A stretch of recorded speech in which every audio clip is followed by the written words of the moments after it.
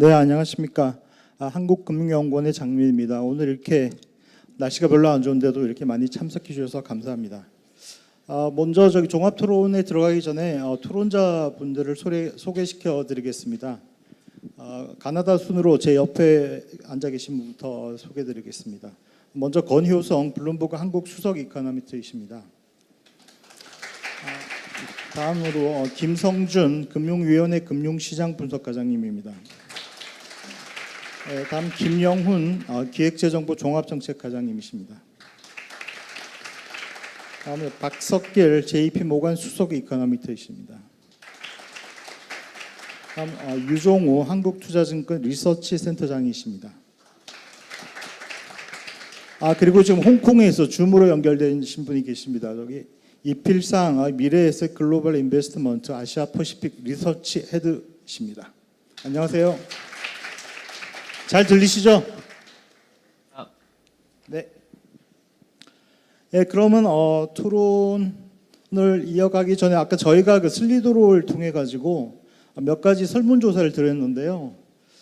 지금 접속하신 분은 한 900명이 접속을 하셨는데 설문조사에 응답을 해주신 분은 60분밖에 안 계시네요. 그럼 계속 지금 좀 응답을 해주시면 저희가 업데이트하도록 하겠습니다. 그래서 먼저 들어가기 전에 내년도 우리 경제의 가장 큰 불확실성이 무엇이냐라고 이렇게 저희가 여쭤봤는데 그 슬라이드를 한번 띄워봐 주시죠.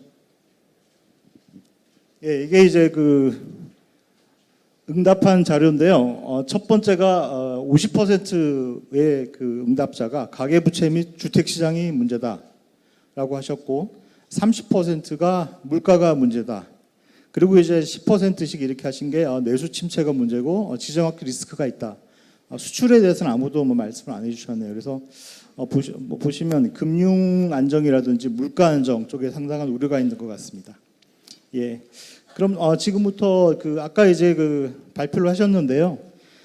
지금 이제 그러면 이제 내년도 실물 경제 쪽부터 먼저 좀 여쭤보겠습니다. 대내외 여건을 먼저 여쭤보고 싶은데 글로벌 여건이 진짜 내지는 어떻게 될지가 좀 중요한 것 같습니다. 그래서 박석길 박사님께 먼저 좀 여쭤볼까요? 내년도 글로벌 전망이라 여건을 어떻게 보고 계시는지. 네, 안녕하십니까. JP모건에서 이코노미스트 맡고 있는 박석길입니다.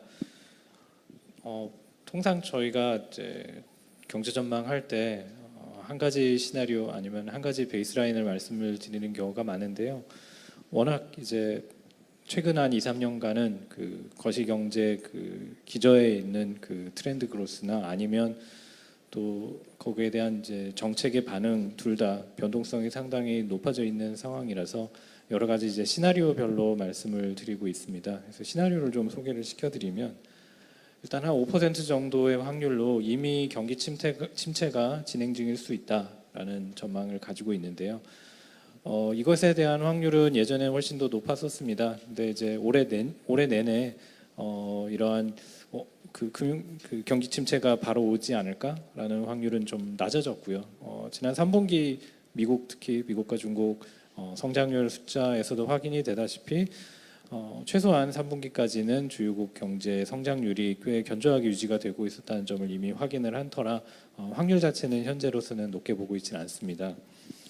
그러면 이제 한 55%의 확률로는 지금은 아니더라도 내후년 안에 리세션이 진행이 될 것이다라고 보고 있습니다. 근데 이 한 55% 정도 되는 이 확률 중에 한 33% 정도, 너무 이렇게 숫자가 딱 떨어져서 저희가 상당히 정확한 계산을 한 것처럼 되어 있지만 사실은 이제 대략 계산한 것입니다. 33% 정도 확률은 하이폴롱거라고 소위 말하는 이제 고금리 정책이 꽤 유지되면서 내년 말쯤에서 마일드한 정도의 리세션을 겪고 인플레이션이 안정화되고 지나갈 것이다라고 하는 전망, 그리고 한 22%의 확률은 기초 여건이 워낙 강건하기 때문에 오히려 아이러니하게도 금리 인상을 조금 더 해야 되는 수도 있고 현재 금리 인상이 만족스럽지 않을 수도 있다.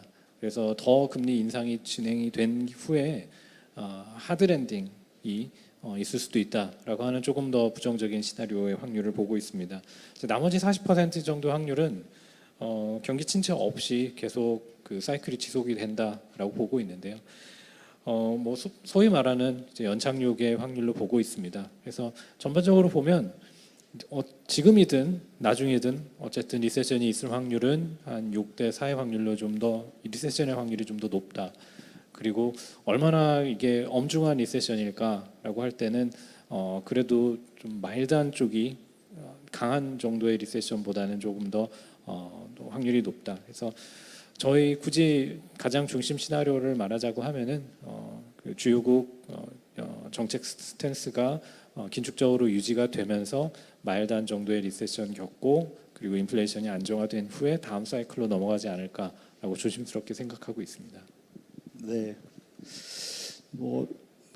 근영성 박사님 뭐 좀 이어서 말씀해 주시겠어요? 네. 예, 사실 저희가 보는 것도 크게 다르진 않거든요. 그러니까 이제 내년 같은 경우에 지금 IMF 같은 경우에는 미국이 1.5% 정도 성장을 할 거라고 보고 있는데 블룸버그 이코노믹스에서는 거기보다는 조금 더 비관적으로 보는 것 같습니다. 그리고 최근에 고용이 예상보다 좀 낮게 나왔었는데 고용 시장의 어떤 그 미국의 견조한 고용 시장에도 불구하고 그간의 어떤 긴축적인 정책들이 좀 시차를 두고 효과를 발휘하면서 경기를 내년 1분기 들어서는 좀 리세션 쪽으로 가지 않을까 이렇게 예상을 하고 있거든요. 그렇기 때문에 미국의 어떤 그 긴축적인 통화 정책에 의한 경기 둔화 그리고 중국의 경우에도 최근에 좀 상황이 좋아졌다고 하긴 하는데 그리고 여전히 어떤 성장세가 좀 미약하고 그리고 하방 리스크가 되게 큰 것으로 보이거든요. 그런 측면에 봤을 때 이제 글로벌 경제의 전반적인 방향은 앞서 그 전망 박석기 이코노미스트도 말씀하셨고 그 전 세션에서 발표하신 것처럼 올해보다는 내년이 좀 더 낮아지는 것으로 그렇게 보고 있습니다. 예. 한국 경제는 글로벌도 중요하지만 또 글로벌 아닌 중국 경제도 상당히 중요할 것 같은데 저기 이필상 본부장님께 좀 여쭤볼까요? 지금 중국의 어떤 경제나 산업 동향 이런 그 중국의 정책 방향이 어떤 이런 걸 감안했을 때 중국 경제가 어떻게 보시는지 좀 말씀해 주시겠어요? 현장에 꼭 가고 싶었는데 참여를 하지 못한 거에 대해서 너무 안타깝고 죄송하게 생각을 합니다. 중국은 참 다양한 그 측면들이 있고 저 같은 경우는 주로 이제 산업 관점에서 중국 기업들이 어떻게 활동하고 어떻게 경쟁하고 어떤 규제 환경이 있는지가 더 이제 중요한 관심사인데요. 오늘은 이제 경제 전반적으로 생각을 해보면 중국이 지속적으로 구조조정에 있다라고 저희는 보고 있습니다. 이번 정부의 특징이기도 하고요. 부동산과 관련된 이슈들이 있을 때, 부실들이 있을 때 이거를 끝까지 해결하는 거, 또 다른 산업도 마찬가지로 이런 식의 모습을 보이면서 그러니까 경제 정책이랄까, 정부가 내릴 수 있는 정책들이 대부분 구조조정 일변도로 진행이 되어 왔습니다. 그래서 부동산도 사실은 어떤 면에서는 이제 바닥을 찍고 또 정부가 좀 서포팅을 하면서 올라올 수 있는 기회도 좀 있었는데 정부는 그거보다는 구조조정을 택한 것 같고요. 그것들이 특히 올해 더 여러 가지 것들이 아울러지면서 경기 하락 압력을 많이 만들어냈던 것 같습니다. 그런 것들이 지금까지 영향을 미치고 있고요. 다만 최근에는 조금 변화들이 좀 보여지고 있는 것 같아요. 우선은 부동산 산업 조정도 어느 정도는 진행이 되고 있고요. 부실 자산들을 좀 드러내고 그것들이 금융기관들이 그걸 떠안거나 그런 소환 과정들이 있었고요. 또 하나는 정부가 유례 없이 이번에 이제 재정 적자를 확대하기로 결정을 했습니다. 보통 중국은 중앙정부 관점에서는 3% 이상의 재정 적자를 만들지 않는 경향이 있어 왔었는데 이번에는 조금 유별하게 좀 더 많이 재정 적자를 확대하기로 했고요. 그게 한 1 트릴리언 1조 위안 정도 됩니다. GDP 0.8%가 되면서 아마 3.8% 정도, 3%를 넘어서는 재정 적자를 가져올 걸로 지금 생각이 되고 있는데요. 지난주에 발표된 사안입니다. 그러니까 정부가 조금 더 적극적으로 경기를 부양을 하는 모습을 보이고 있고요. 이게 의미가 있는 것이 저희가 정책을 볼 때 크게 금융 정책과 재정 정책으로 나눠서 보지 않습니까? 지금 국면에서 중국이 필요한 거는 저희는 재정 정책이라고 생각을 해요. 왜냐하면 시장에서 지금 부동산을 비롯한 지방 정부에 대한 지방 정부가 갖고 있는 부실 자산에 대한 신뢰의 문제가 있거든요. 이 문제를 해결하려면 결국은 지방 정부에 관련된 기관들의 자본을 확충을 한다거나 이런 식의 조치가 있어야만 신뢰가 회복되고 경기가 반등할 수 있는데 금융 정책, 금리 정책으로는 좀 한계가 있었던 것 같습니다. 근데 이번에 정부가 아주 적극적인 재정 확대를 하면서 경기를 반등하고자 하는 의지가 좀 보였고 또 실제적인 중요한 수단으로 판단이 되고 있습니다. 그래서 올해 내내 안 좋았는데 그리고 저희가 아무래도 이 구조조정 기조가 쉽게 바뀌진 않을 거라고는 보고는 있습니다만 최근에 지난 8월부터 중앙정부가 내놓고 있는 정책들은 그래도 경기를 좀 적극적으로 서포팅하는 것들이 많아서 조금 변화들을 저희가 좀 읽고 있는 상황이고요. 그렇습니다. 예, 감사합니다. 뭐 글로벌 여건들이 굉장히 뭐 불확실하기도 하고 앞으로 어떻게 갈지 잘 모르는 그런 게 있는 것 같습니다. 그럼 김용훈 과장님께 그 정책을 하고 계시니까 이런 뭐 글로벌 여건들을 감안하고 했을 때 주의 깊게 보고 계시는 어떤 요인이라든지 불확실성이라든지 어떤 그런 게 있을까요? 전반적으로 봤을 때 지금 세계 경제는 상당히 불확실성이 높은 게 맞죠. 예. 지금 코로나 이후에 계속 그 서비스 산업과 그 제조업 간의 플럭추에이션이 반대로 나타나면서 우리나라에 큰 영향을 미치고 있고 그 부분들이 우리나라에는 또 여러 가지로 반대 영향을 미치고 있는데요. 지금 올해 성장률이 뭐 선진국이 내년엔 낮아진다고 하지만 우리 같은 경우는 올 상반기가 상당히 어려웠습니다. 예를 들어서 작년에 40년 만에 고물가 그 영향으로 전 세계가 그 초강도 금융 긴축을 하면서 미 연준의 경우에는 0.25%에 불과했던 기준금리가 뭐 1년도 안 돼, 1년 새 거의 5%까지 올라간 상황이고요. 뭐 배로 따지면 20배가 뛴 거죠. 거기에다가 세계 교역 성장률 아까 발표할 때도 말씀하셨지만 IMF가 올해 0.9%로 교역 성장률을 예상하고 있는데요. 이거는 글로벌 금융위기 이후는 최저고요. 0%대 저희가 좀 뒤져봤더니 0%대를 가졌던 게 한 2번 정도밖에 없고 뭐 금융 위기가 왔을 때 마이너스 갔던 때 빼고는 0%대 교역 성장률을 가져왔던 때는 01년도랑 82년가 그 정도밖에 없습니다. 그러니까 올해 상당히 여건이 안 좋은 상황에서 우리나라가 지금 경제를 꾸려가고 있는 상황이고요. 거기다가 또 하나는 반도체입니다.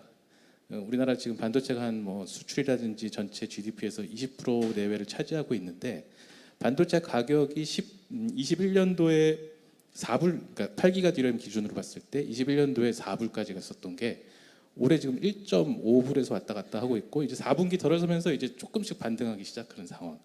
이런 그 글로벌적인 여건이 상당히 안 좋은 상황에서 저희가 경제를 꾸려왔고 그 부분에 있었는데 또 거기다가 지금 최근에는 또 하마스 사태가 엮이면서 유가가 어떻게 갈지 이런 부분들이 조금 저희 불확실성을 키우고 있는 게 아닌가 그런 생각을 가지고 있습니다. 예, 감사합니다. 그러면 금융시장도 한번 얘기를 하는 게 좋을 것 같은데요. 먼저 유종훈 센터장님께 그럼 지금 금융시장 여건이라든지는 어떻게 보고 계시는지 말씀 부탁드립니다. 예, 뭐 다들 아시는 것처럼 올해 1년 내내 기준금리가 인상이 됐고 뭐 하반기 들어서 이제 인상을 좀 멈추기는 했지만 시장 금리가 계속 오르면서 금융시장 전체로는 계속 뭐 특히나 이제 주식시장 관점에서 보면 긴축적인 그런 환경이 계속해서 지속이 되고 있는 그런 상황이고요. 이러한 부분들이 내년에 조금 나아질 걸로 그렇게 예상은 하지만 예, 뭐 기준금리도 그렇고 그다음에 시장금리도 그렇고 그렇게 쉽게 떨어질 걸로 지금 기대하고 있지는 않은 상황입니다. 그래서 주식시장을 둘러싼 환경 자체는 그렇게 크게 개선이 되기는 좀 어렵다라고 지금 보고 있고 기업들의 이익은 올해 대비 우리나라 기업들 기준으로 봤을 때 일단 뭐 지금 시장 예상치가 좀 과대평가되어 있는 부분이 있다라고 보고 있긴 하지만 올해 이익이 줄었던 부분들이 내년에 크게 증가할 걸로 그렇게 보고 있습니다. 계속 언급되고 있는 반도체 산업이 일단 물량과 가격이 지금 회복이 되고 있는 그런 과정이다 보니까 일단 삼성전자하고 SK하이닉스의 이익이 크게 증가할 걸로 보고 있고요.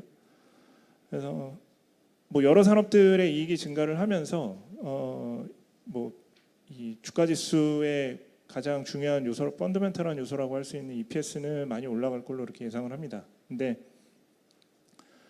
반면에 높은 이자율로 인해서 주식시장의 밸류에이션 자체는 그렇게 크게 회복이 되기는 어렵다라고 보고 있어서 시장 환경이 그렇게 전반적으로 좋아질 걸로 그렇게 예상을 하지는 않습니다. 사실 채권 투자에 대해서 이제 저희가 증권사 입장에서 고객들한테 채권 투자를 그렇게 강력하게 권했던 적이 있나 싶을 정도였습니다. 제가 증권회사 온 이후로 거의 기억이 없었는데 작년 말부터 해서 이제 증권회사들이 개인 투자자들을 대상으로 채권 투자를 굉장히 많이 권하고 있는 상황이고 실제로 개인 투자자들의 채권 투자가 상당 부분 많이 증가를 했습니다.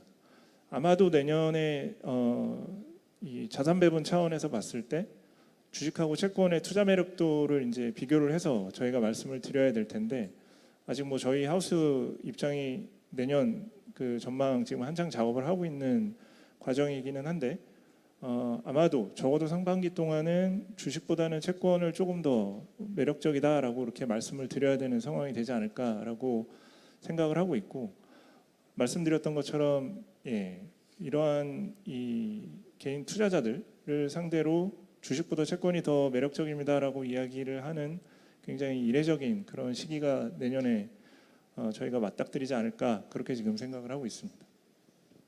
네, 굉장히 불확실한 그 상황이 앞에 있다라는 말씀을 해주신 것 같은데 뭐 다음 주제로 넘어가기 전에 김성준 과장님께 아까 저희 우리 경제 가장 큰 불확실성이 가계부채와 주택시장이라고 나와 있었는데 금융시장 여건하고 정책을 하시는 입장에서 방금 그 설문조사에 대해서 어떻게 생각하시는가요?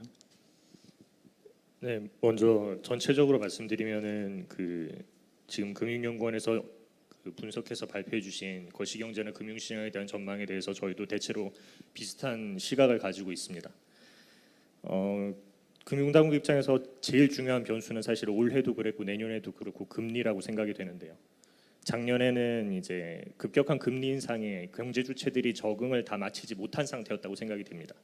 그래서 그 적응 과정에서 이제 레고랜드라든지 이제 여러 가지 시장의 마찰적 어떤 경색 같은 것들이 나타났었다면 올해는 금리 인상에 이제 상단이 거의 확인이 되면서 어느 정도 적응은 맞춰가는 단계였지만 이게 고금리가 그만큼 길어지는 과정에서 약간 체력전으로 넘어가지 않았나 하는 생각이 듭니다.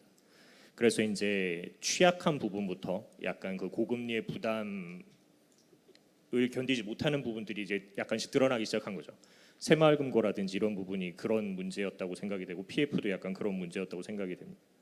그럼 이제 내년이 어떻게 될 것이냐인데 이제 여러분들이 말씀해 주신 것처럼 금리가 내년에도 계속 높은 고금리를 유지할 가능성이 높다고 생각이 되고 피벗이 있더라도 얼마나 떨어질지에 대한 의문이 있습니다. 많이 안 떨어질 거라는 전망도 많이 있고요. 그래서 이제 최악의 상황을 대비해야 되는 저희의 입장에서 보면 상당한 경계심을 가지고 내년엔 체력전이 좀 더 본격화되지 않을까 하는 우려를 좀 가지고 있습니다. 그럼 고금리가 장기화되고 체력전이 본격화되면 이제 보통 잘 나가는 산업들은 잘 나가실 수 있고 뭐 고신용층 안정적인 측면은 문제가 없을 수도 있지만 이제 한계 업종이라든지 취약차주 이런 분들부터 약간의 우려, 연체라든지 이런 약간의 우려들이 표면화되면 이제 그때 정부가 어떻게 그분들을 지원하고 어떤 식으로 구조조정할지가 내년에 저희에게 과제가 될 것으로 생각이 됩니다. 일단 금리가 많이 높아졌고 경제 여건이 달라졌기 때문에 그동안 쭉 이어졌던 저금리 상황하고 똑같이 아무 문제가 없이 넘어갈 수 있으면 좋겠지만 그렇지 않을 가능성도 많기 때문에 저희가 거기에 대한 대응을 해야 된다고 생각을 하고요.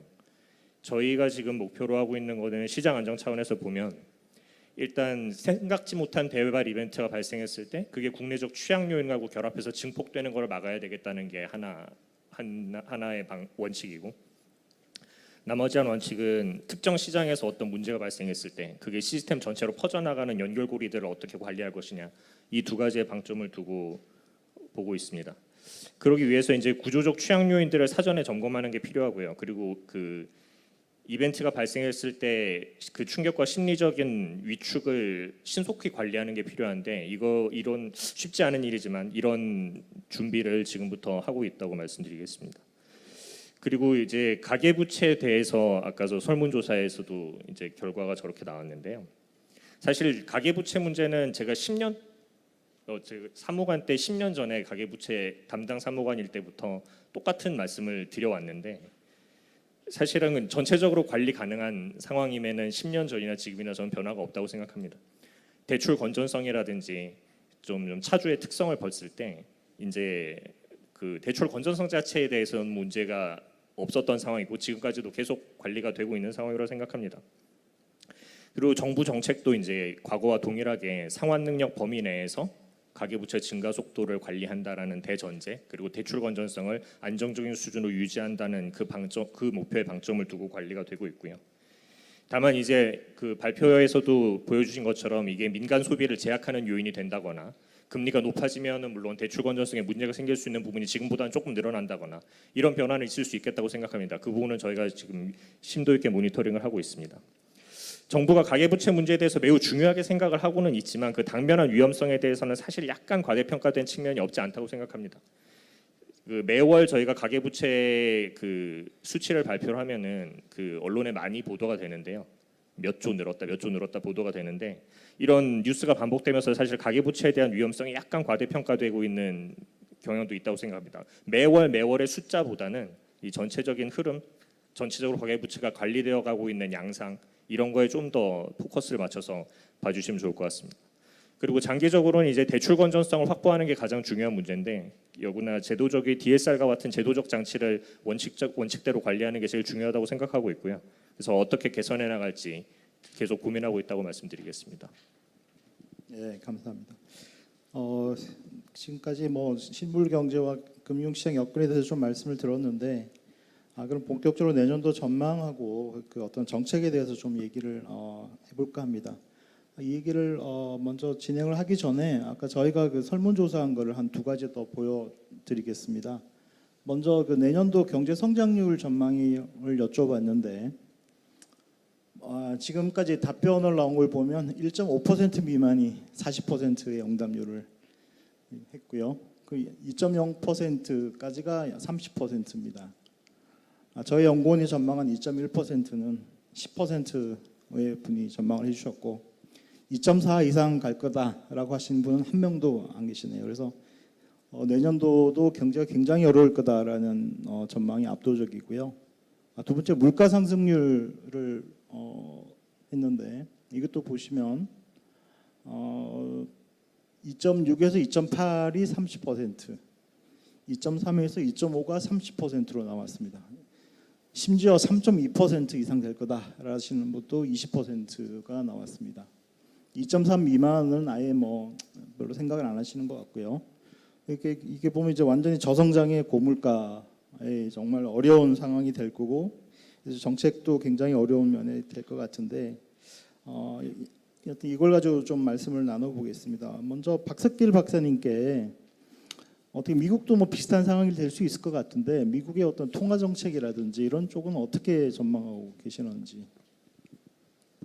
일단 그 데이터 디펜던트한 결정이라고 하면은 이제 성장률 그리고 인플레이션 상황에 따라서 많이 바뀔 거라고 봅니다. 근데 일단 현재 가지고 있는 전망 경로상으로 봤을 때는 내년 3분기에 금리나 미국 연준도 그렇고 한국은행도 내년 3분기로 예상을 하고 있고요. 뭐 그 배경에는 뭐 어느 정도 미국의 실업률도 좀 올라가고 그리고 내년 초에 연율로 환산했을 때 0.5% 정도 되는 성장률을 한 2분기 정도 하고 나서 미국 코어 PC 인플레이션도 2%대 중반으로 이제 수렴해 간다라고 하는 전망의 전제 조건 하에서 그렇습니다.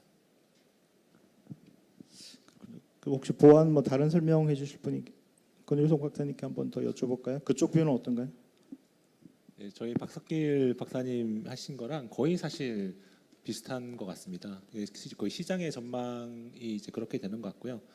그러니까 저희 이제 블룸버그 이코노믹스는 당초에 내년 2분기에 금리 인하 콜을 했었는데 최근에 연준의 어떤 노동시장 상황이라든지 그리고 연준의 어떤 그 커뮤니케이션을 봤을 때 그런 것들이 좀 더 이제 늦춰지는 걸로 지금 보고 있고요. 아직 그 전망을 바꾸진 않았는데 아마 좀 늦춰지지 않을까라고 생각을 하고 있고, 그게 박석길 박사님 말씀하신 것과 비슷하지 않을까 생각하고 있습니다. 놓쳐진다는 게 결국은 뭐 미국 경기가 생각보다 좋다, 뭐 이런 것도 들어가는 건가요? 예, 지금 아직 그 당초 예상했던 것보다는 미국 경제가 아주 뭐 그 좋은 걸로 보이고요. 근데 그렇지만 현재 이렇게 좋은 상황이 계속 유지될 수는 없다고 보고 있는 것 같고, 그래서 내년 들어서는 리세션으로 가겠지만 그 금리 인하하는 시점은 당초 예상했던 2분기가 아니라 좀 더 늦춰질 것으로 보고 있는 것 같습니다. 유종훈 센터장님께 그럼 한번 여쭤볼까요? 국내 금융시장에서 어떻게 보고 있고, 혹시 뭐 미국 금리 인하의 영향이 내년도에는 뭐 시장에 어떤 식으로 나타날지. 우선 뭐 국내 한은의 그 기준금리 정책이 이제 미국 연준의 기준금리 정책에 어느 정도는 연동이 돼서 움직일 수밖에 없다라고 그렇게 보고 있고요. 그래서 사실 이제 제가 말씀드리고 싶은 건 저희 하우스는 조금 더 부정적으로 좀 보고 있습니다. 그래서 내년도 미국 GDP 성장률을 1.3% 정도로 지금 보고 있고, 경기 침체의 정도도 조금은 더 심할 거라고 예상을 해서 하반기에 기준금리 인하 횟수도 3회로 지금은 예상을 하고 있습니다. 우리나라 경제 성장률도 GDP 성장률도 지금 금융연구원 발표해 주신 수치보다는 조금 낮게 보고 있고요. 1.9% 지금 예상을 하고 있고, 그래서 지금 예상으로는 우리나라도 기준금리 인하 횟수는 3회 정도 똑같이 그렇게 지금 예상을 하고 있는 상황입니다. 국내 같은 경우에 저희가 아마 뭐 수치로 비교해서 말씀을 드리기는 어려울 텐데, 조금 더 보수적으로 보는 부분은 아마도 내수 쪽일 것 같고요. 가계부채로 인한 그리고 고금리 가계부채로 인한 그 소비의 둔화가 조금은 더 심할 걸로 그렇게 예상을 하고 있는 것 같습니다. 예. 좀 보완 설명을 좀 들어볼까요? 뭐 박석길 박사님 혹시 뭐 국내 관련해서 혹시 좀 말씀 좀 해주시겠어요? 네, 연 성장률 전망은 그 사실은 4분기 숫자에 많이 좀 좌우가 되는 경향이 있습니다. 베이스가 시작이 거기이기 때문에. 근데 그리고 저희 전망도 이제 매주 항상 바뀔 수 있습니다. 근데 현재 트랙하기로는 내년 연 성장률을 2.1%로 예상을 하고 있고요. 한국 설문 결과보다는 좀 높습니다. 많이들 질문하시는 내용이, 그러니까 미국도 중국도 다 내년이 올해보다는 성장률이 늦춰질 것, 그러니까 성장률은 좀 낮아질 것으로 예상이 되는데, 소국 개방 경제 그리고 수출 위주의 한국 경제가 내년의 성장률이 올해보다 높을 수 있나? 올해 이제 뭐 1.3, 1.4 이렇게 얘기가 되고 있는데 그거보다 높을 수 있냐? 이런 이제 그 질문들이 꽤 있으십니다. 근데 몇 가지 포인트를 생각을 해보면, 일단 한국이 소국 개방 경제이긴 하나 저희 IT 사이클의 특수성을 생각을 하면 IT 사이클 같은 경우에 작년 말 올해 초가 이제 김용호 과장님께서도 말씀하셨던 것처럼 가장 안 좋은 지점이었었고, 그런 가장 안 좋은 지점이 다시 재발하지 않는다는 그런 전제 조건, 그리고 IT 경기 자체는 내년까지 계속 원만하지만 회복 기조를 유지한다라고 하는 전제, 그리고 또 한 가지는 연간됐지만 올해 초 워낙에 낮았던 기저에서 시작됐기 때문에 사실은 수출 자체가 내년에 평균 정도의 수출 정도만 하더라도 올해 안 좋았던 기저에서는 회복될 수 있다라는 점, 그리고 통화 정책이 내수에 미치는 효과, 그리고 그 전이되는 속도가 사실 우리나라 같은 경우에는 대부분 이제 차주들이 변동금리에 되어 있었기 때문에 그 역풍이 사실 미국이나 다른 선진국들 비해서는 빨리 왔을 수 있다. 그렇게 보면 현재 분기, 지난 분기가 저희의 소비에서는 사실은 저점일 수 있다라는 점을 생각을 해보면 내년이 올해에 비해서 좀 개선되는 거는 좀 예상이 그렇게 되고 있다. 그리고 꼭 글로벌 경기 전망과 한국 경기 전망의 방향이 꼭 항상 연으로 이렇게 같다는 건 좀 기계적인 해석일 수 있다 이런 말씀을 드립니다. 네, 감사합니다. 수출 아까 얘기가 나왔는데 이제 수출이 좀 더 나아질 거다. 그리고 우리나라가 수출 위주 경제인데 수출이 좀 나아지면 뭐 또 경기의 어떤 회복 신호가 될 거다라고 말씀을 하셨는데 뭐 중국이 또 워낙 중요한 수출 시장이니까요. 이필상 본부장님께 한번 마이크를 드려서 한국의 어떤 그 중국의 수출 시장에 대한 어떤 그 뷰를 어떻게 갖고 계시는지 중장기적으로는 또 어떻게 보고 계시는지 좀 부탁드리겠습니다. 단기적으로는 좀 도전이 많다라고 보고 있고요. 우리 한국의 3대 주력 수출 산업이 반도체, 자동차 및 부품, 석유화학 제품인데 반도체는 중국과 한국의 스킬셋이 다르죠. 중국이 지금 열심히 빌드업하는 것은 아날로그 전력 반도체 그리고 17나노까지의 파운더리 쪽이고요. 반면에 한국이 잘하는 건 메모리 반도체이기 때문에 이게 다릅니다. 그래서 경기가 사실 시장에서도 이제 바닥 찍고 올라오는 걸로 많이들 예상을 하고 있는데 그랬을 때 메모리 반도체 중심의 수출은 좋아질 걸로 예상을 할 수가 있고요. 반면에 자동차 분야는 중국이 지난 몇 년 사이에 굉장히 빠르게 자동차 수출 국가로 전환이 됐습니다. 2020년 이전만 해도 중국은 자동차 수입 국가였고요.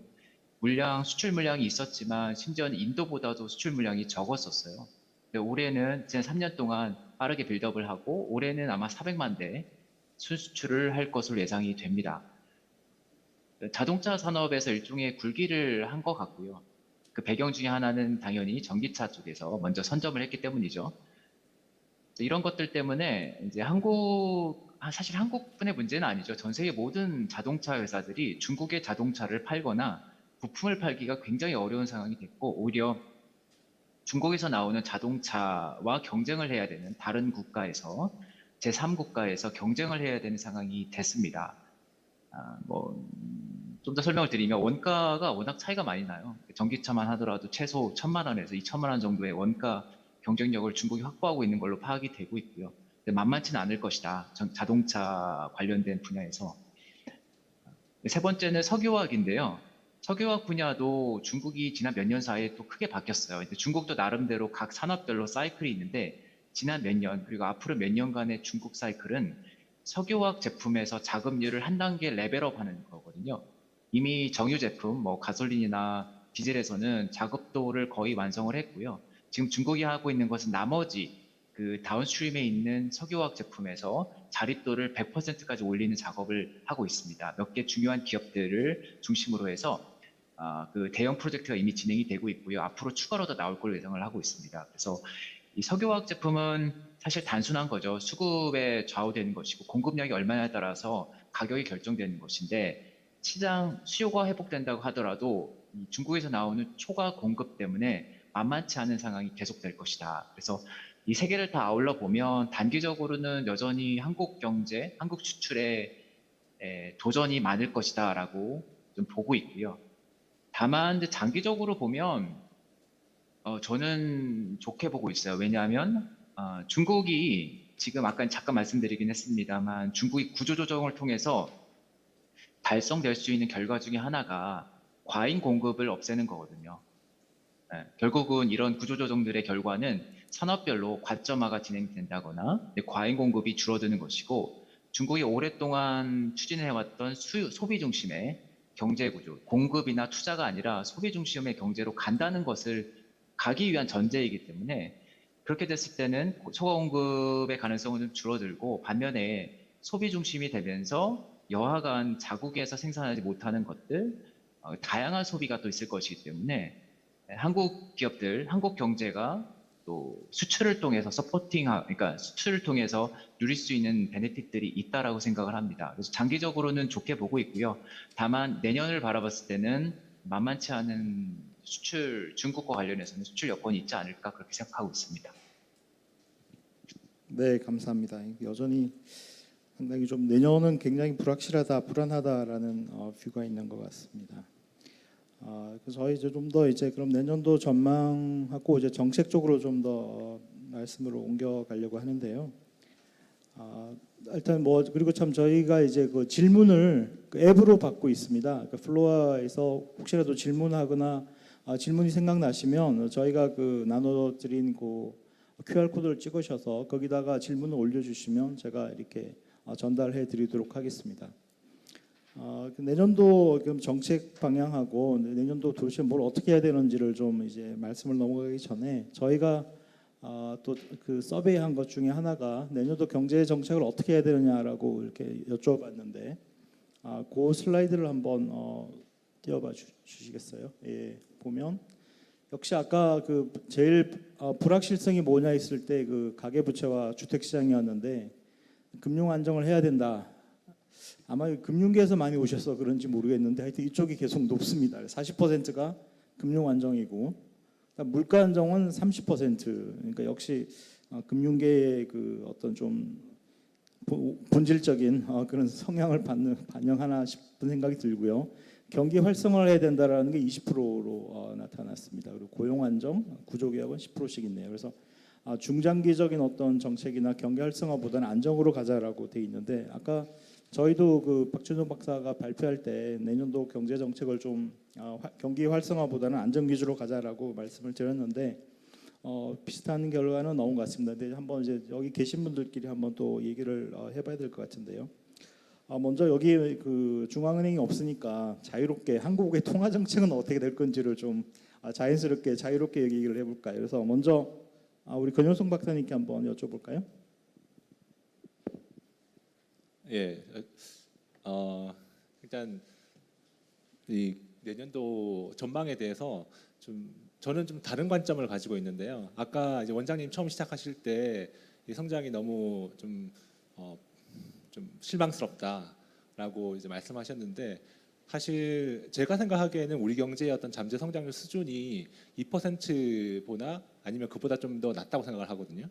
그 2021년에 2.6% 그리고 올해 저도 1.3%로 전망을 하고 있고 내년에 저는 2.2%로 전망을 하고 있는데요.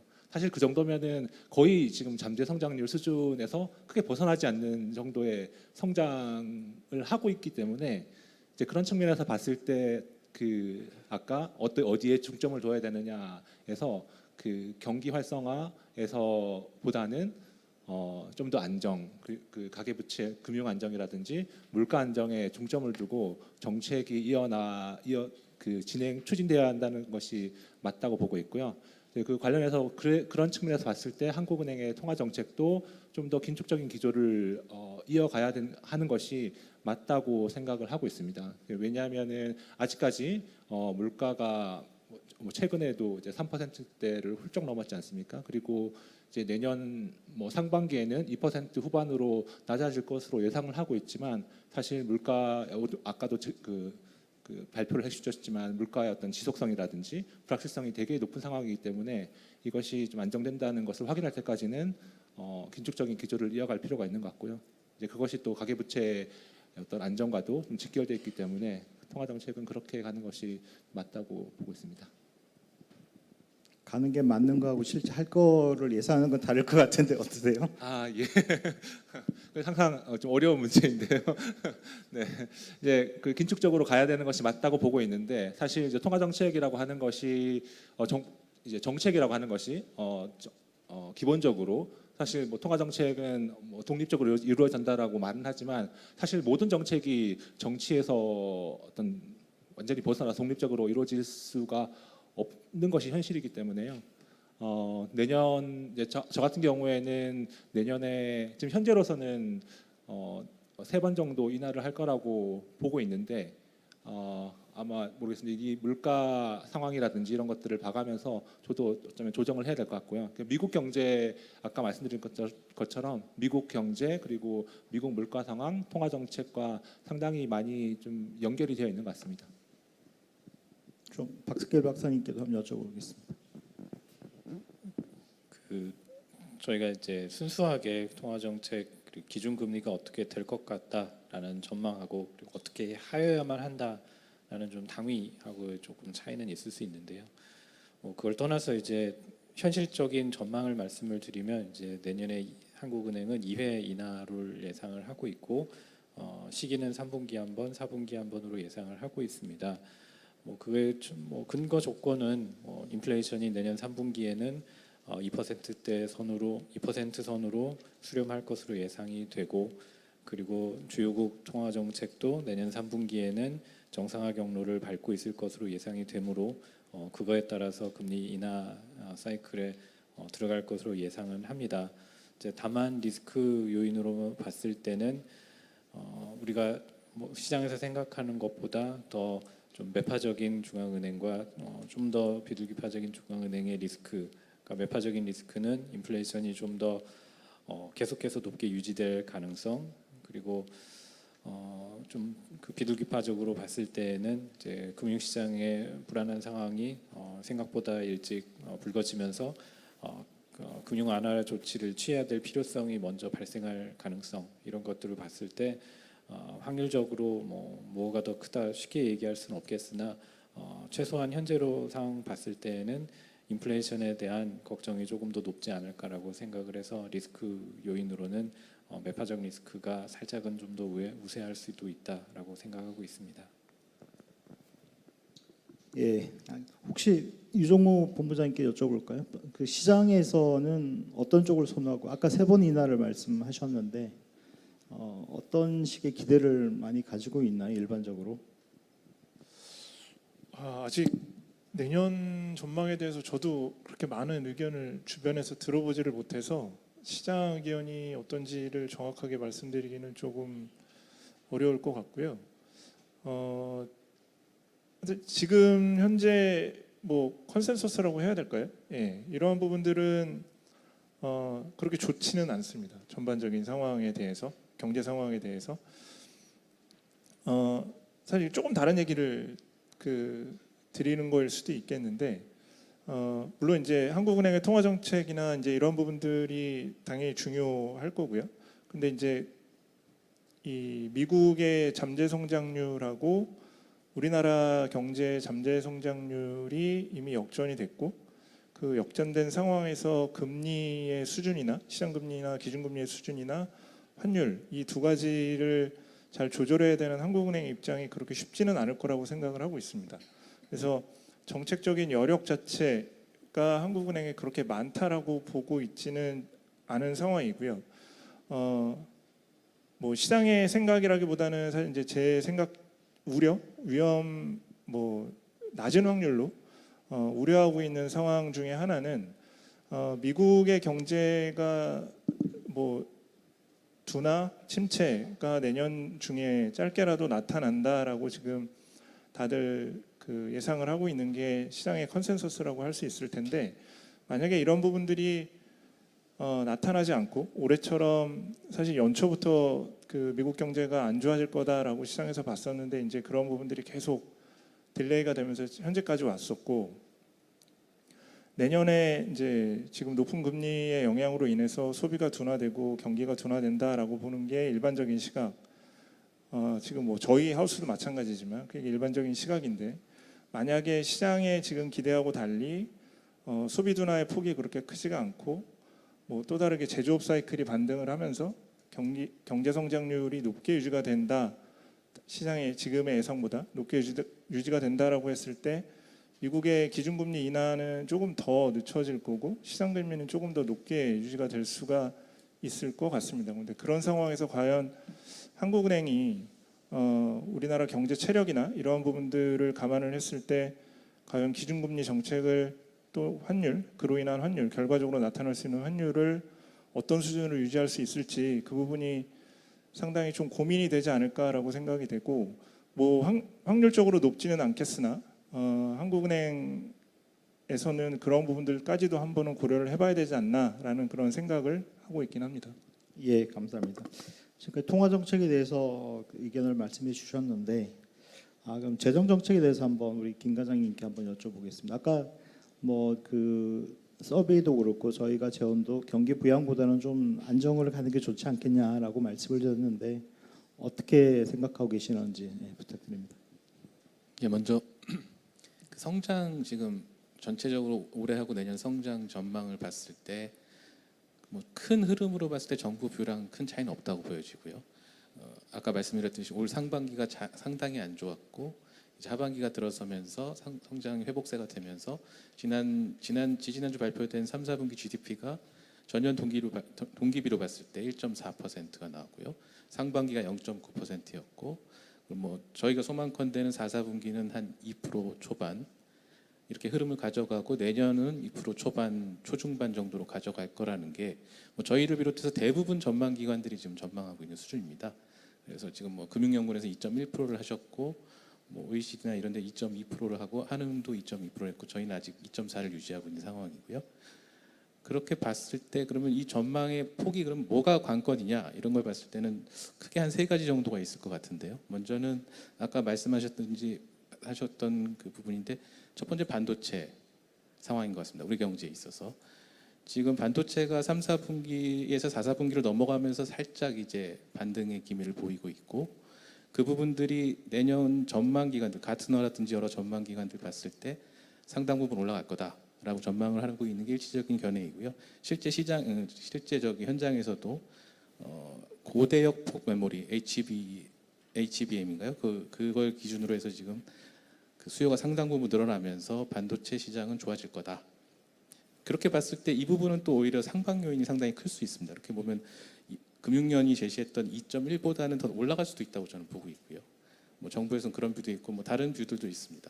그리고 또 하나 관건은 또 내수 회복세를 얼마나 유지할 수 있느냐가 관건인데 지금 고금리가 하이퍼론거 되면서 고금리 상황이 좀 지속되면서 내수가 조금 힘에 붙이는 모습을 보이는 면도 있지만 한편에서는 지금 외국인 관광객이 상당히 늘어나고 있어요. 올해 지금 우리가 당초 예년 수준에서 봤을 때 아직 반에서 약간 회복 정도가 기존의 한 50% 내외 정도 올라와 있고 그건 앞으로 좀 더 갈 수 있을 거라고 보고 있습니다. 그래서 이 부분이 좀 내수에 영향을 미칠 수 있으면서 지금 고금리에 따른 제약 상황을 조금 보완해 주지 않을까 이런 희망을 좀 갖고 있고 아까 말씀드렸던 그 반도체 회복이 또 설비 투자 쪽에서도 상당히 긍정적인 영향을 가져올 수도 있다 이런 뷰는 가지고 있습니다. 하지만 또 한 가지 고려해야 될 건 역시 대외 불확실성인데요. 지금 고유가 상황이 얼마나 지속될 것인가 이게 저희는 상당히 지금 관건이고 이 부분이 내년 경제를 운영하는데 상당히 좀 키포인트 중에 하나일 수 있습니다. 그러니까 3가지 포인트인데요. 말씀드렸듯이 반도체로 인한 수출 회복세, 그 다음에 외국인 관광객들을 비롯한 여러 가지 내수 회복세, 거기다가 대외 여건 이런 부분들이 저희 정책을 이끌어가는 데 큰 변수들이 아닐까 생각을 하고 있고요. 재정 정책은 뭐 말씀하셨듯이 지금 상황에서 저희가 재정을 확장적으로 가져가야 되느냐 이건 저희가 모든 전문가들에게 물어봤을 때 다 노였습니다. 예스를 하신 분은 거의 없었고요. 아까 권효성 박사님께서 말씀하셨지만 지금 저희 잠재 성장률이 2% 내외라고 봤을 때 이걸 재정을 끌어넣어서 뭐 3% 4%로 올라가는 거는 뭐 오히려 거품을 키우면서 우리 상황을 좀 더 안 좋은 쪽으로 끌고 갈 수 있기 때문에 우리는 좀 내실을 다지면서 오히려 그 잠재 성장률을 높이는 노력들을 좀 많이 해야 되지 않을까. 뭐 구조 개혁들이겠죠 결국에는 그런 부분들이 좀 본격적으로 하면서 우리의 파일을 키워놓고 그 다음에 정책적으로 재정이나 통화 정책을 가는 게 맞는 순위 아닌가 저는 그렇게 생각하고 있습니다. 네, 감사합니다. 김성준 과장님께도 한번 금융 정책 쪽에서 한번 여쭤볼게요. 그러니까 통화 정책은 좀 긴축적으로 생각보다 가고 재정은 조금 더 안정적으로 간다면 금융 쪽에서는 좀 이제 아무래도 스트레스를 받을 가능성이 있잖아요. 그죠? 금융 건전성도 문제가 될 수도 있고 가계 부채도 좀 더 그럴 수 있고 금융 정책의 어떤 방향은 어떻게 하는 게 뭐 아까 말씀을 좀 주셨지만 다시 한번 말씀을 주시면.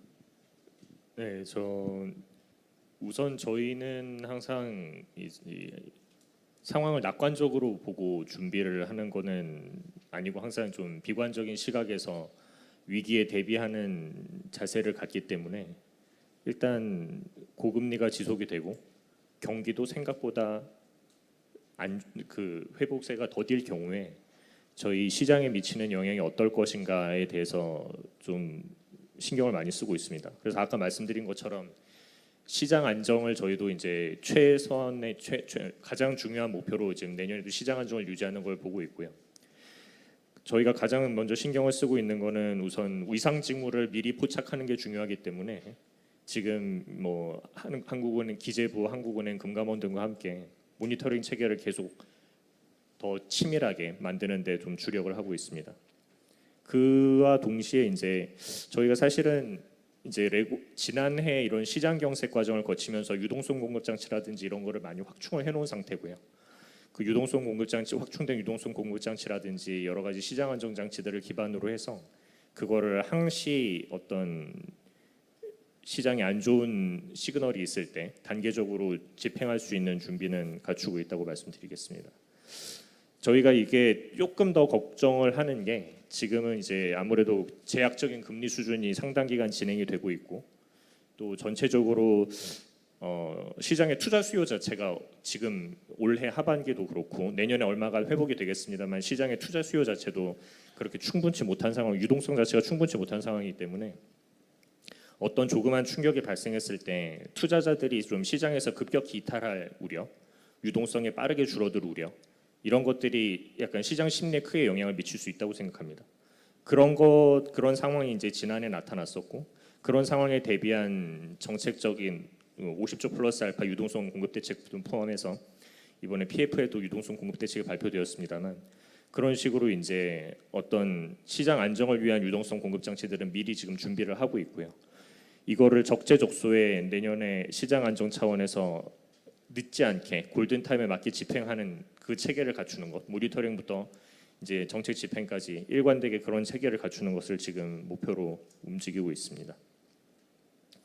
뭐 한 가지 당부를 드리자면 이제 이런 고금리 장기화 그리고 이제 좀 아까 금융연구원에서 발표도 해주셨지만 정책 방향 자체가 안정 기조로 가야 된다. 근데 이게 경제 주체들 모두가 사실 공유해야 되는 사항이라고 생각을 하고요. 그래서 이제 가계라든지 기업이라든지 뭐 금융권에서도 마찬가지로 내년에 고금리가 유지되고 그리고 실물 경제 회복세가 어느 정도 불확실성이 여전히 있다. 이런 상황에서 약간 내년 업무 계획이라든지 경영 계획이라든지 가계라고 하신다면 이제 새로운 부채를 이제 조달하실 때 그런 의사 결정이라든지 이런데 이걸 좀 반영해 주셨으면 하는 바람이 좀 있습니다. 예, 감사합니다. 지금 시간이 이제 어느 정도 지나서요. 일단은 토론자 분들의 말씀을 여기서 그치고 일단 플로어 질문을 몇 개 한번 제가 몇 개 들어왔는데 그 중에서 한두 가지만 제가 말씀을 드리고 혹시 뭐 더 질문하실 분이 있으시면 언제든지 여기다 넣어주시면 감사하겠습니다. 먼저 김성준 과장님께 질문이 몇 개가 들어왔는데 아무래도 가계부채 문제가 지금 문제가 되고 내년에 금리도 안 떨어진다고 하고 하니까 이제 연체율이 높아질 거다. 그리고 기업들의 건전성도 안 좋아질 것 같다. 도대체 그리고 부동산 PF 얘기도 나와 있고요. 이런 점들에 있어서 뭐 좀 도대체 어떤 구체적인 정책 수단을 말씀하실 수는 없겠지만 이런 상황이 올 때 금융 정책국으로서는 뭐 어떻게 해야 될지 아니면 뭐 기업들에게 어떤 대책이 있는지 이런 질문들이 나왔는데 개략적으로 말씀을 좀 해줄 수 있을까요? 사실 이제 금융 시장과 산업에 있는 리스크 요인이 되게 다양하고 그 다양한 리스크 요인별로 사실은 저희의 대응 원칙이라든지 처방도 사실 다를 수밖에 없기 때문에 뭐 하나의 예를 가지고 모든 질문에 답을 해드리긴 좀 어려울 것 같습니다만 우선 제일 먼저 지금 많이 이슈가 되었던 PF 쪽은 말씀을 드리면 저희는 이 PF 문제는 단기간에 해결할 수 있는 문제는 도 아니라고 생각합니다. 많은 분들이 그렇게 생각하고 계시겠지만 어쨌든 장기적인 시기에서 연착륙을 도모하는 게 필요하다고 생각하고요. 원칙은 간명합니다. 사업성을 기준으로 정상화시킬 수 있는 사업장은 최대한 지원해서 정상화시킨다. 정상화하기 어려운 사업성이 떨어지는 사업장은 최대한 시장의 부정적 여파가 적게 이제 구조 조정을 한다. 이 간명한 원칙인데 사실 PF 사업장 같은 경우에는 이해관계가 매우 복잡한 게 일반적이고 이해관계자들끼리 합의를 도출하는 데 여러 가지 어려움이 있는 게 일반적이기 때문에 이 간명한 원칙이 사실 개별 사업장에 적용되는 데는 여러 가지 이슈가 발생할 수 있습니다. 그래서 저희가 PF 대주단 협약이라든지 이런 툴을 통해서 최대한 그런 합의를 이끌어내는 것을 측면 지원을 하고 있지만 또 여기 이런 그 개별 사업장에 대해서 정부가 다 해결할 수 있는 것은 물론 아니고요. 최대한 그 사업성이 있는 사업장이 쓰러지지 않도록 그리고 또 장기적인 시기에서 연착륙할 수 있도록 관리하는 데 초점을 두고 있습니다. PF 같은 경우에는 뭐 무조건 살리는 것도 능사는 아니고 또 무조건 무질서하게 PF 사업장들이 넘어지는 것도 능사가 아니고 그 이제 균형점을 찾아야 되는데 사실 속도가 중요하다고 생각합니다. 이런 PF 구조조정도 그렇고 가계부채 문제도 그렇고 여러 가지로 이게 한순간에 해결할 수 있는 문제가 아니고요. 장기적으로 그 경제 주체들이 적응할 수 있는 속도를 유지하면서 좀 장기적인 시계를 가지고 연착륙하는 데 둘 다 방점을 두고 있습니다. 그리고 이제 그 여기 질문에 아까 기업 부채, 기업 업종 관련된 질문이 하나 나오신 것 같은데 그 기업 업종은 사실 뭐 저희가 지금 업종 안에서도 워낙에 개별 기업별로 뭐 리스크 관리라든지 어떤 경쟁력이라든지 차이가 크기 때문에 특정 업종에 대해서 말씀을 드리기는 뭐 어려울 것 같지만 사실 뭐 경기 민감 업종이 경기 사이클에 더 민감하게 반응을 하긴 하겠죠. 그렇지만 그게 뭐 특별히 그 업종에 대해서 위험성을 말씀드리고다 그럴 수 있는 건 아니고요. 어쨌든 개별 회사별로 대응 여력에 대응한 지금까지 리스크 관리나 대응 체계에 따라서 현재 상태도 크게 차이가 나고 앞으로도 큰 퍼포먼스의 차이를 보이실 거라고 생각을 하고요. 기업 부채가 최근에 많이 누적이 되었습니다만 저희는 기업 부채에 있어서는 사실 그게 부채로 조달한 자금이 생산적인 투자로만 연결이 된다면 기업 부채 자체의 규모에 대해서 우리가 너무 그 우려를 할 필요는 없다고 생각합니다. 결국은 기업 부채가 조달이 돼서 그게 어떻게 쓰이느냐가 더 중요한 문제라고 생각하고요. 투자의 효율성이라든지 기업 자체의 재무적 건전성을 유지하면서 사업 성과를 얼마나 내느냐가 중요한 문제라고 생각합니다. 그래서 사실은 한국은행 같은 경우에도 기업 경영 분석하실 때 이제 한계 기업에 초점을 맞추시는데 그 한계 기업이 장기적으로 이제 수익성으로 이제 그 재무 부담을 커버하지 못하는 기업에 초점을 맞추고 계신데 저희도 비슷한 시각을 가지고 있고요. 그래서 기업 부채에 대해서는 그 가계 부채랑 약간 좀 달리 봐야 될 수도 있는 면도 있을 것 같고요. 또 이게 오히려 이게 기업 성장을 위해서는 어느 정도 이렇게 자금 공급이 필요하기 때문에 그 부채 사이즈보다는 사실은 그 투자 효율성이라든지 기업 자체의 수익성 확보가 더 중요한 측면이라고 생각하고 있습니다. 네, 감사합니다. 또 하나 질문을 제가 박석길 박사님께 한번 여쭤봐야 될 것 같은데요. 그 IB 입장에 그러니까 글로벌 IB에 계시니까 그래서 봤을 때 내년도 한국 경제 그 가장 어떻게 보면 유념해서 보고 있는 그런 어떤 요인들이 뭐가 있는지 해외에서 봤을 때 어떤 점들을 가장 유념해서 보고 있는지 어떤 거를 가장 어떤 불확실성이라고 생각하는지에 대해서 좀 말씀해 주세요. 그 부분 관련해서는 그 오늘 서베이 결과하고 크게 다르지 않았습니다. 뭐 해외 투자자들도 보통은 이제 저희 가계부채 그리고 부동산 문제 이런 것들이 혹시 올해나 내년 중에 고금리의 여파로 좀 큰 폭의 좀 침체를 가져올 수 있는 요인이 되지 않나라고 걱정을 해왔는데요. 사실은 지금까지 트렌드로 보면은 뭐 별 문제 없이 지금 11월을 맞이하고 있어서 올해는 좀 넘어가는 것 같고 혹시 이제 내년 이제 관련해서는 이제 질문들이 아무래도 이제 한국 국내적인 문제보다는 이제 그 해외 금융시장에서부터 오는 혹시 전파 경로 같은 것도 고민해 볼 수 있겠는데요. 일단 현재로서는 뭐 서베이 결과대로 가계부채 문제를 어떻게 잘 연착륙하고 관리시키는가가 좀 더 포인트였던 걸로 보고 있습니다. 알겠습니다. 김영훈 과장님께도 하나 더 질문을 드려보겠습니다.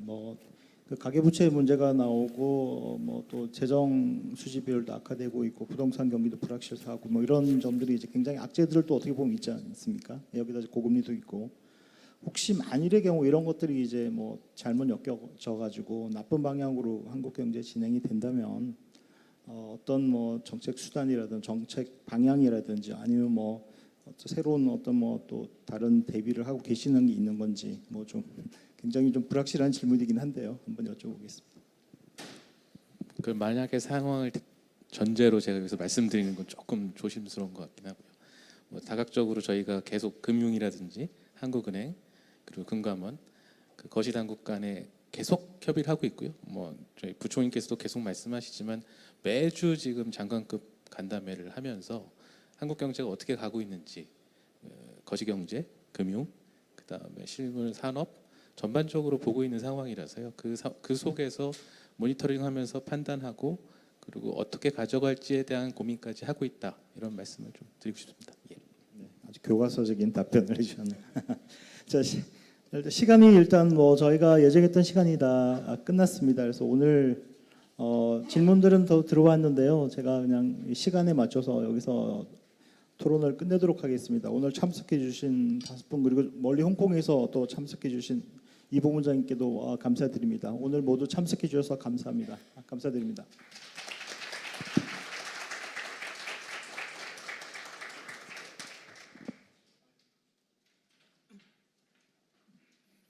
네, 이것으로 오늘 세미나를 모두 마치도록 하겠습니다. 참석해 주신 내빈 여러분께 모두 감사드립니다.